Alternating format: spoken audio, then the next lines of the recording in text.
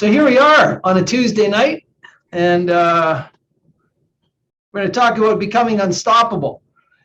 And I use the term unstoppable. I've actually added it to our inspired coaching program now. I do two-hour sessions with everybody who's enrolling in the new program after Master Prac called Unstoppable Coaching. And I realized that I was actually working with one of our peers, Larissa, you'll know this guy's name, James Elliott, and he has a whole program built around being unstoppable. And I thought it was such a cool idea. He and I talked a lot about strategies and that. So I started embracing this thought about what does it mean to be unstoppable? Is it actually possible? Can you be unstoppable? And I think you can be. I think there's a lot of great examples of human beings that are unstoppable. And I think when I think about the coaches, like we've coached some brilliant people, some people who had all the gifts, all the skills, all the stuff to become amazing coaches, and then they withdrew from the profession because they came up against something or someone or some concept and they stopped, right? And they stopped. And so, tonight's presentation is sort of that continuation of the theme that we picked up before Christmas, where I started talking to you about your lean startup methodology and structuring your company and knowing who your avatar is, knowing that the problem, the real world problem that you're going to solve for them, knowing that you tested your solution to their real world problem with them, and knowing that you tested the price point of your real, I can barely talk, real world solution with them. So when you know who your clients are, and you know what problem you're going to solve for them, you know how you're going to solve the problem, and if you keep going with the lean startup methodology, then you're going to do the channels to access those clients. You're going to know what your unique difference is compared to your competitors. You're going to have key metrics. You're going to have a revenue model and an expense model. Those are the 9 component parts of the lean startup methodology. Well, hell, if you know all of that, what would ever stop you from being successful? Stopping. Whenever we stop doing what we're meant to do, we fail. And, how many people have joined a health club and then quit and didn't get the results they wanted? How many people have started a diet and stopped and didn't get the results they wanted? How many people have written a goal and didn't get it? And when you look back, when you distill all the fluff, when you actually get at cause, so here we're talking pure NLP again, when you actually get at cause, you stopped and you made the choice to stop. So wouldn't it be good in your coaching practice if what you want to be is this amazing coach where you want to change the world for people, wouldn't it be great to be unstoppable? Wouldn't it be great to be unstoppable? Then no matter what comes up, because you know where you're going and who you're going to serve and how you're going to serve them, that nothing stops you. I think that'd be good. I think that'd be really good. I think of all the things, qualities that Tad James had, that was one of the things he had. He was unstoppable. God knows that 80% of the NLP community ostracized him and criticized him. He didn't stop. They vilified him when he wrote the book, Timeline Therapy, because he actually took NLP and he codified it. He wrote scripts around it and put it in a book. And he did that outside sort of the Bandler Grinder world, right? And he trademarked it. He took something from NLP and he packaged it and he trademarked it, but it didn't stop him. And their motto in the Tad James Training Company was to transform the world. And having sat with Tad, I actually believe that he believed that. Now, one person at a time, if we can affect one person at a time, we can change the world. And I think that's what gave him the unstoppability. I'm 100% sure financially he didn't have to work late in life. And I'm 100% sure he had trained enough qualified people to be around him and sit at the front of the room and do the things that all needed to be done to generate the revenue he needed. He didn't need to be at the front of the room. And yet he was unstoppable. All right. And so I think tonight's topic is about it's really about your coaching careers.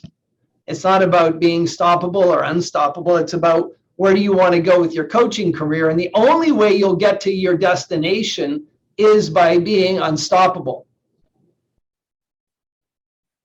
Now, I listen to a bunch of people who are unstoppable. I kind of gravitate to them. When I was preparing for this, I thought about, who do you listen to, Alan? I'm talking to myself. That's the beauty of having more than one variation of me inside my head. I can have conversations inside here comfortably. But so who do I listen to? Well, I listen to Greg Braden, who, when you look at his career, has been unstoppable. I have a bromance going on actually with Joe Dispenza. He doesn't know it yet, but I have a bromance going on with Joe. He just doesn't know. And I listen to him, and he is, to me, the epitome of not stoppable. He broke his back catastrophically, and it did not stop him, right? And he took the tools he knew, his chiropractic experience, his understanding of meditation,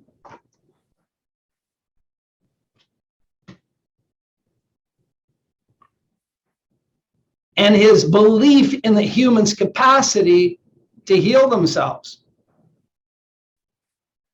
And when the medical staff tried to have him institutionalized because he must have been crazy not wanting to have the Harrington rod operation, he persevered.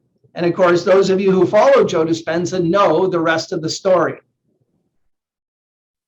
Now, am I frozen at your end, or am I still coming through? Give me a thumbs up if you still got me. Still got me? Good, because my picture went from this big to this big, and it says I have bandwidth issues, which means snowstorm, I think.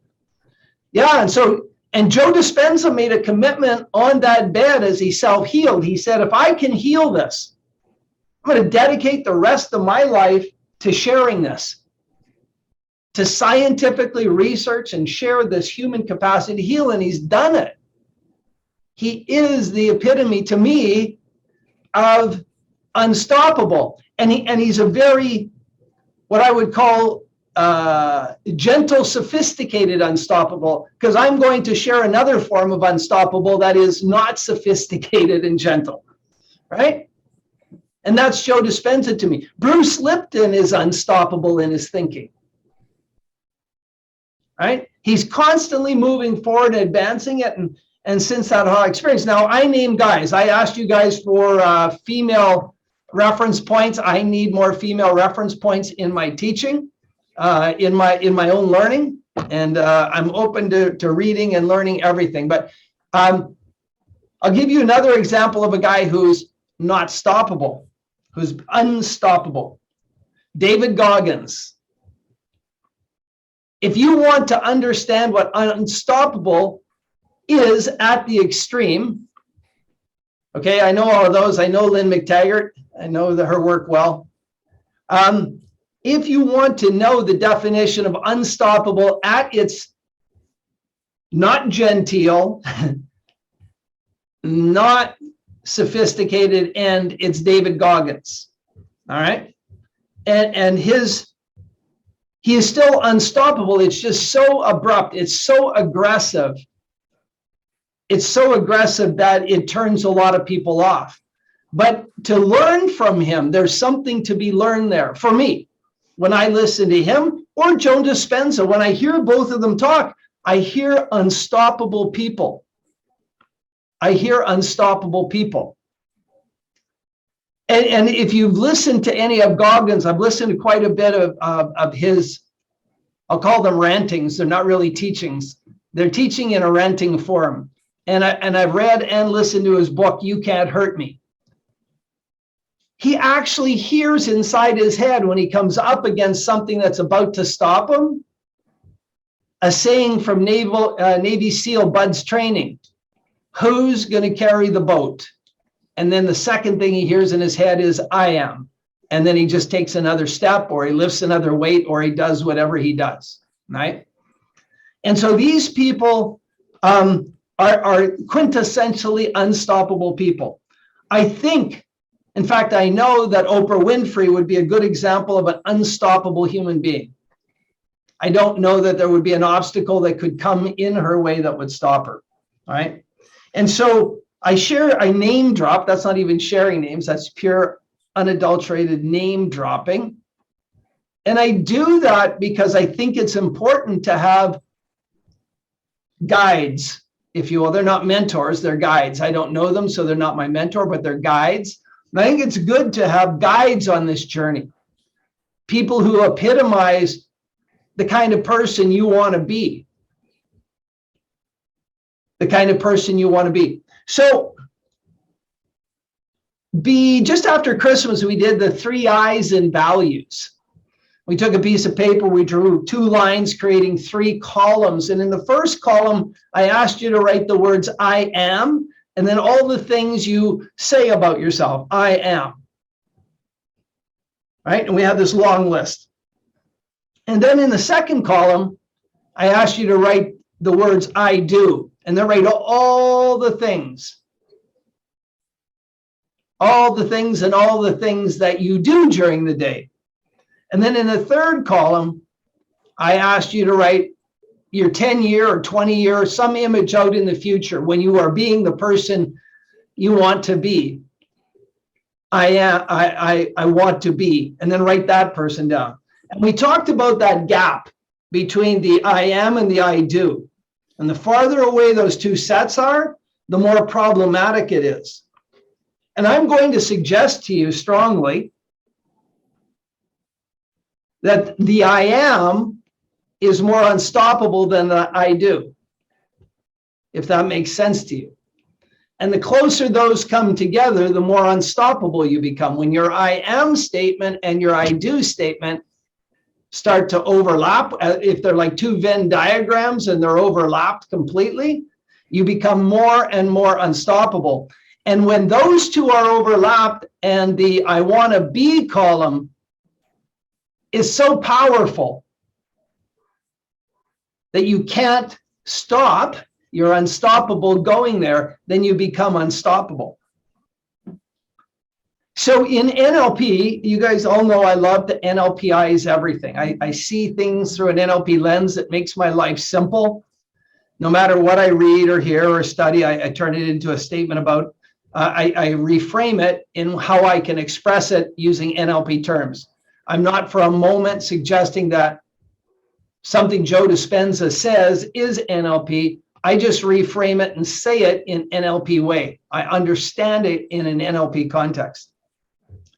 So becoming unstoppable, I would like to share with you in an NLP term. Now, all of you who've gone through prac and master prac, certainly with us or with other schools, you'll understand the concept of a boundary. A boundary is a place we get to and we can't get past. You'll remember from the parts integration, each part has a boundary. Every behavior has a boundary. And that when we're doing parts integration, sometimes the integration will hang up or slow down or loop, what we call looping, because in finding its higher purpose, you get to the boundary edge and the problem loops back to the middle of the boundary, the middle of the problem. Well, when you're stoppable, that in fact is a parts boundary. Thinking simplistically, it is a parts boundary. So if you had a piece of paper in front of you and you drew a circle, of where you are now, and just right inside, this is where I am now, and there's a boundary around it. This is and inside that boundary is the intersection of the I am and the I do. So the I am statement about who you think you are and the I do are inside that boundary. Some of the I am may actually be outside the boundary. You say, I am this and this and this, but you don't do it, and you don't do it because those pieces of the I am are outside the boundary. And the person I want to be is outside that boundary.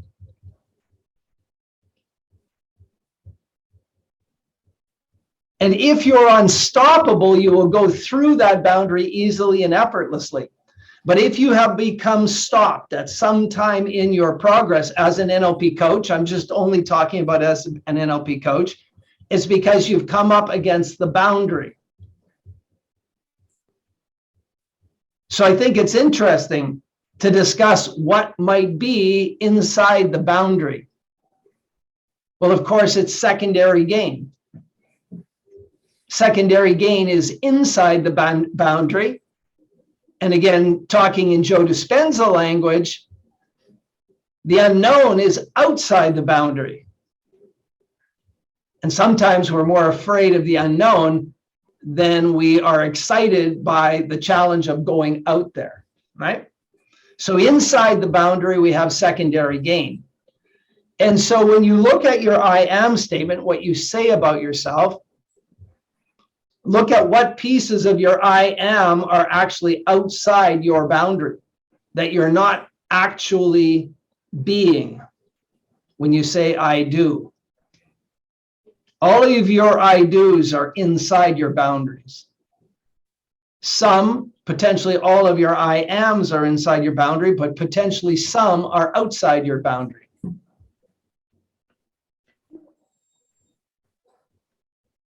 And then in reflection, we talk about praxis a lot, being a reflective practitioner. In reflection, what are your secondary gains by staying inside the boundary? I'll come around to you in a second, Larissa, unless it's a technical question I can solve here. No? Okay. So how do boundaries get formed? You know that I like to imagine when I'm sitting with a client who's expressing their problem in the now, I like to wonder, and I think it's good to wonder, did they come out of the womb with this problem? Or did it get installed in them? Did it get created somewhere in the journey of life? Most likely in those first 7 years, right? And so I like to wonder about that.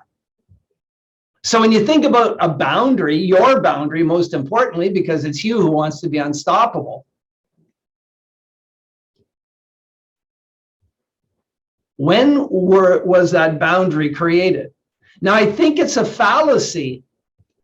I think it's wrong-headed. I think it's a misdirection to see that boundary as one decision. One belief. Boundaries are belief structure.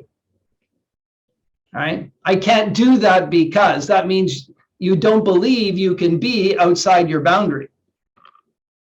Right?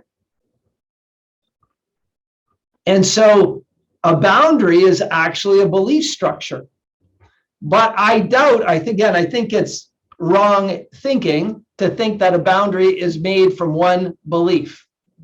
So I think it's a series of beliefs interlinked together. And I think often when we do work as a coach, we phone one of our friends and say, hey, I'm stuck. I can't get past this issue. First, we're looking for a solution that's fast, right? Which is okay. In NLP, we do things fast, fast, fast. However, I think being fast should never supersede being complete, doing a complete intervention. So when you look at that boundary, it's comprised of multiple beliefs. And you could see them in any visualization you chose. They might be woven like strands of a rope, the beliefs that create the boundary. They could be like blocks all around, right? And maybe you knock out one block. If you imagine them as chunks, a green chunk, a red chunk, a yellow chunk, your boundary is created by these links, if you will. And you knock out one link, well, you might be able to go out through that boundary because you've created an opening. Being fast should never supersede being complete in your work. I think a lot of NLP people make the mistake of being fast. Client comes in, says the problem, NLP practitioner reaches in the toolbox, pulls out the biggest mallet, the biggest NLP hammer they have, hits the client's problem over the head, says, see, you feel better, get out of here. And a week later or a month later, that client's back and they're still hurting, right? So yeah, so imagine if your representation of your boundary between inside the boundary, you're stoppable, and outside the boundary, you're unstoppable. If those are the two dynamics, if that's the polarity here, stoppable and unstoppable, and there's a boundary between it. If you imagine it as being like links or bricks and you knock one out, well, you might be able to get out through that gap you've created in your boundary.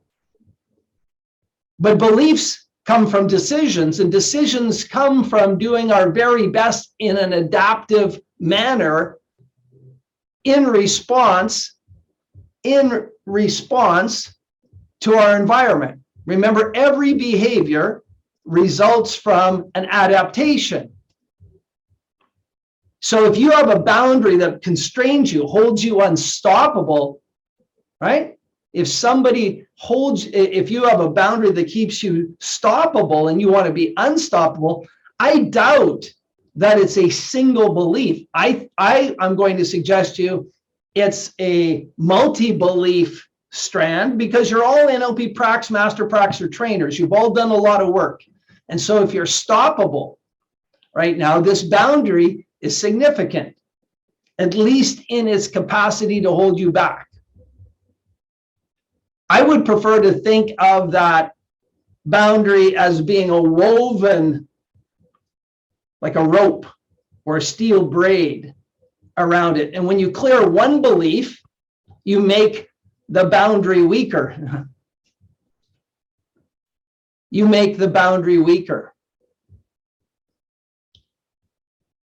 If you clear sequentially from the most significant belief using the unconscious mind to prioritize them, I think you make the boundary significantly weak enough that you can get past it. You can move through the boundary.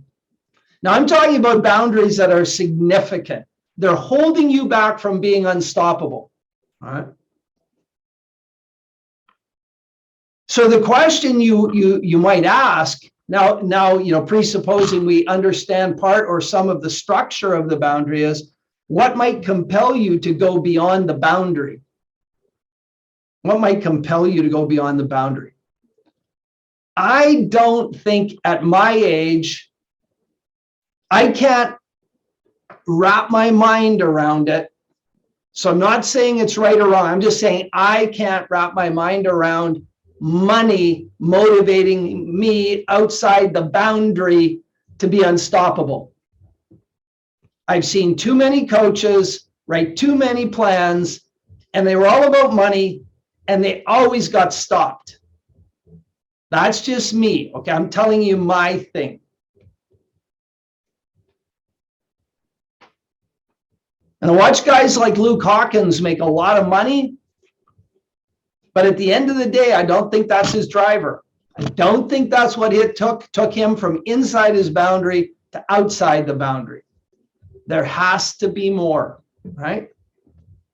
And so in NLP, and certainly in the PACE program, we talk about knowing your purpose. And we use the internal hard drive as an exercise to understand purpose. We use prime concerns. to identify what is that deep concern beyond your unconscious beyond your conscious thinking.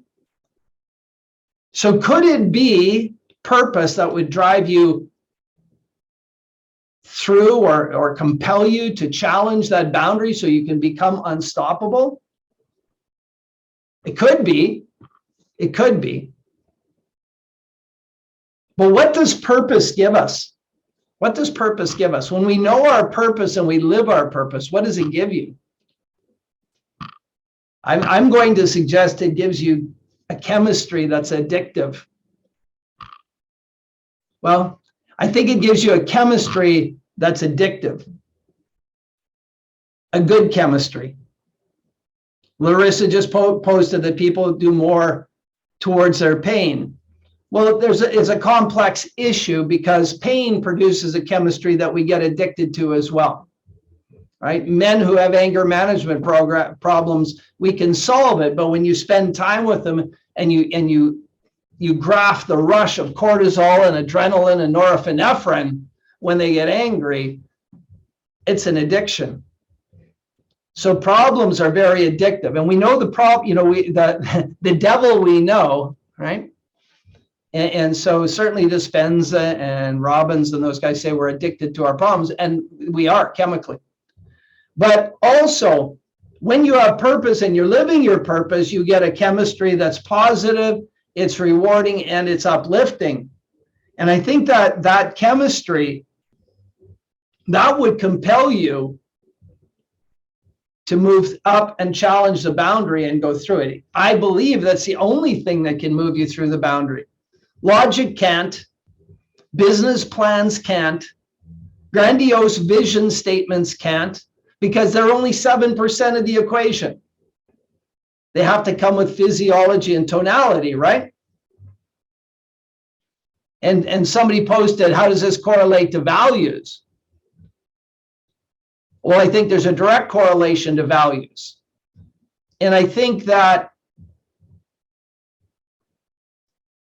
a person like David Goggins, while he might seem monomaniacal, egotistical about challenging his stuff, his motivation comes from helping others. His motivation was about changing his life and then changing his life again to help others. I think when you look at motivations to become unstoppable, and I'm talking here in the coaching context, I think we have to really fully connect into the emotions of our purpose, right? And future pacing is a beautiful way to do that when we associate and let the chemistry in. I think that when we're inside our boundary, though, our belief structure questions the validity of the experience when we future pace. And so we must work on the boundary. I think to become unstoppable, you must work on the boundary. You have to get beyond it. So your purpose has to inspire you with emotions. You have to have that rush, that cascade of the parasympathetic emotions, fueled with a little bit of adrenaline, and then I think we become highly, highly, highly motivated. I'm going to play a small video clip about what I'm explaining here. This video clip is a video clip from a former fund manager on Wall Street who took Blackstone investments. Blackstone's been in the media because they bought, what's the guy's name from Canada? Neil Young's music, and then Neil Young, took a run at Joe Rogan and all that stuff. So Blackstone's been in the media a bit. This guy was a fund manager for them, and he left them about 5 years ago. He took them from $2 billion to $12 billion, so he's quite an astute investor. And he is still in the investment community, but he's a whistleblower about Pfizer and about some of the dynamics on the stock market. Now, I'm not showing you this for a political position. I'm showing you this because The question is being asked to him by Naomi Wolf. So Naomi Wolf is saying, why are you prepared to risk everything? Because what he's saying is going to put him in the place where he could literally be put to the margins. You know, he could be demonized, deplatformed, everything, right? But I want you to, using your NLP skills, to watch his answer. And I think this, when you see the intensity of his emotional state, when you listen to his voice, when you hear it in his voice, that's an emotional state that would not be, you could not keep it in a boundary. It is going to come up against that boundary. It's going to find a way over it, under it, around it, or through it. All right. So I'm going to play this clip with you, see if I can do this. Again, I'm only doing this as a demonstration of emotional commitment. So here we go. Team, I'm on Team Humanity. And when I saw what was going on, you know, I had a thesis as to what was going on. You've heard me share about it. We haven't talked about it here. We can do another show on it. But I said to myself, okay, I can't live in the world that they want to plan for me. So I'm going to speak out or forever hold my peace. And I was fortunate enough in September of last year to pray to God to ask me to be of service. And through a series of coincidences, which I can only say are God, I hooked up with Dr. Malone and my voice was elevated. And because of that, I'm just going to keep going with this until, you know, it's over or I'm in a gulag. That's where I'm going. I don't care. I mean, I'm just doing this because I have to. I understand. We're so grateful to you, and I believe you guys all saw that, right? You all saw that. And he's unstoppable. Right there at the end. Now, you can be fueled, that emotion, it looks like sadness, but that's an emotional intensity that will allow him to take risks that other people won't take, right? And risks are interesting. Some of us are afraid to post stuff on social media because we don't feel confident doing. Some of us are afraid of speaking our message in public speaking wherever we are. And I showed you that video clip because he shows an emotional intensity that I think is part of becoming unstoppable. And so when you describe what you do for other people, right? Because we're coaches, we do things for other people. But I learned a long time ago when I was a humanitarian worker that no matter what form of humanitarian work I did, I always received more benefit that I could give. Right? The work I was doing always came back to me more than what I could put out. I think Lynn McTaggart's work speaks to that, right? That even when a group of people get together to send positive intentions to other human beings, that those members of that group get a massive benefit as well. So yeah, so when you describe, so now that you know your avatar and you know what you do, if you future pace saying that 5 years from now and looking at the footprints you put in the sand for the next 5 years, the legacy you leave, if your life for some unfortunate reason ended 5 years from now, the legacy that you leave between tonight and that moment 5 years from now when you leave the planet, if that legacy inspires you, brings you to tears, then you probably have what you need to become unstoppable. Right? Somebody, Simone put a message about the intrinsic drivers. So when you're coaching to become unstoppable, you need some fundamental skills. You know, if you're being coached to become unstoppable, those of us who have gone through NLP trainers training know what some of those are. The first couple days of trainers training, they install, I forget how many, 30, 26, 34, a whole bunch of different emotional behaviors in you. And they do make you pretty unstoppable. Excuse my language tonight. I haven't dropped the F-bomb once tonight. but here it goes. When I was on trainers training, my roommate, Mark, who was the former vice president of Coca-Cola for global procurement and of Scottish descent. So he's got this beautiful Scottish accent, and he'd always call me Wee Alan. Wee Alan, how are you this morning? And I'd say, Mark, I'm fucking unstoppable. I'm a fucking machine. And that's what I heard inside my head when they installed in all these behavioral patterns. But I still came up against stuff during trainers training, beliefs about who I was, what I was capable of, where I was going, that I had to overcome. So it's kind of like a multi-step process. You have to have the things like procrastination not part of your equation. They have to be gone.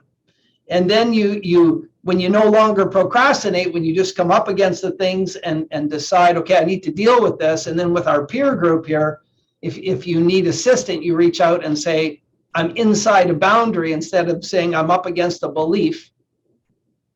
Because I know that I've cleared a bunch of beliefs. I always thought I was just up against a belief that was holding me back, but it wasn't. It was a boundary. And that my beliefs had actually intertwined to become a boundary. And I started creating a sequence of values that served me inside that boundary. And I think you guys have the same thing. And then by virtue of having this boundary around me, which gives me safety, right? Boundaries give you safety. And your boundaries are created by your belief structure. So you're inside your boundaries, you feel safe. And of course, you have massive secondary gain in there. And if you're God blessed and you're one of those people that inside that boundary, you're living your values, living your dreams, and you're fulfilling all your buckets, I'm envious, right? Because a lot of what I'm still after is outside my boundary. So I have to be unstoppable at approaching that boundary and getting past that boundary. And I'm 100% sure that once I'm outside this boundary, when I speak personally for myself, that the vastness of what's possible will grow exponentially. I know that it's been my experience every time that I personally have blown through a boundary. And when we're working with clients, our clients are really constrained by their boundaries. Well, in my world, if you're working with high performance people, your clients' boundaries may be very big. But my clients are all hurting with trauma and other things. So their boundaries have really constrained them very small. So I see my clients burst through their boundaries, and the world becomes exponentially have more potential in it. So becoming unstoppable, I think, needs a period of reflection about the boundary that you're in, the values you've created that allows you to stay in that, the secondary gain that's there, and address any of those fears that may exist outside the boundary, and then get really clear on what would compel you to get through that boundary, to see what's out on the other side, to become unstoppable, to absolutely become unstoppable. And again, I think it has to be some purpose that generates an emotional state that we just saw Edward Dowd experience. And then when you connect into that, when you do your morning routine and you connect into that power, then whatever the day presents really doesn't matter. The Chinese character for crisis and opportunity is the same, and that's really trite. I hear people say, well, crisis and opportunity are the same. They are, the symbol's the same. But I think when you wake up in the morning and you're unstoppable, they are. Crisis is opportunity. It's an opportunity to grow. It's an opportunity to test yourself. But if you're not outside your boundary, if you are stoppable, crisis and opportunity are not one and the same. A crisis is a crisis. It's only when you're outside the boundary and you are unstoppable that crisis becomes opportunity, and that you actually welcome it. And I'm sharing this openly and honestly. Those of you who have coached with me or trained with me know that when my clients are really stuck, I get really excited, because I know we're up against something big that will move the client way past where they've ever imagined going before. And that's an example of sitting in the coaching room when the client breaks down and gets fully catatonic, fully emotional, fully aroused. I see that as an opportunity for them to grow. I see it, all the conversations that are pleasant and kind, and they go, oh, yeah, that was really good for me. Bugs me. But when we get up against something, when we really get into it, and then you see the client just leapfrog forward, that's beautiful, right? That's beautiful.